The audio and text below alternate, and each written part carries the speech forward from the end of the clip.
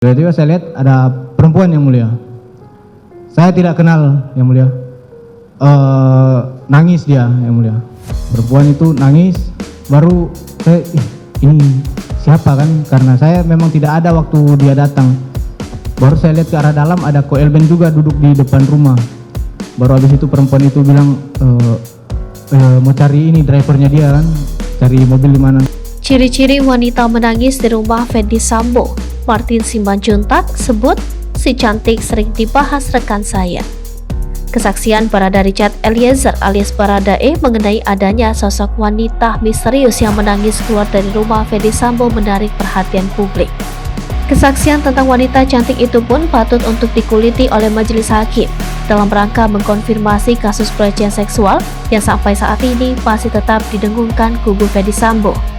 Hal ini disampaikan oleh seorang pakar hukum pidana Profesor Suparji Ahmad pada sebuah acara dua sisi. Di sisi lain, Martin Simanjuntak yang merupakan kuasa hukum dari keluarga Brigadir J mengatakan bahwa semua yang dikatakannya pada awal kasus ini bergulir tentang adanya orang ketiga akhirnya terungkap.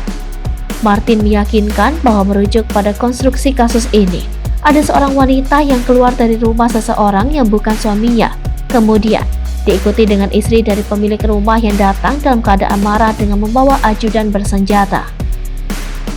Hal ini menurutnya semakin terlihat seperti kisah pelakor tertangkap tangan yang beredar di masyarakat. Penjelasan dari Martin Simanjuntak pun semakin menarik saat dirinya menjelaskan ciri-ciri wanita yang menangis tersebut memiliki rambut pendek dan berkulit sawo matang, mirip wanita yang diisukan dekat dengan Sambo di awal kasus ini bergulir. Wanita yang diisukan terkait dengan kasus ini adalah AKP Rita Yuliana yang diduga merupakan simpanan dari terdakwa Ferdy Sambo. Namanya pun santer dibicarakan pada awal kasus ini bergulir. Martin Simanjuntak mengatakan bahwa sosok pria bernama Elben yang terlihat pada lokasi rumah Jalan Bangka seharusnya dihadirkan dalam persidangan untuk mengetahui motif pembunuhan Brigadir J.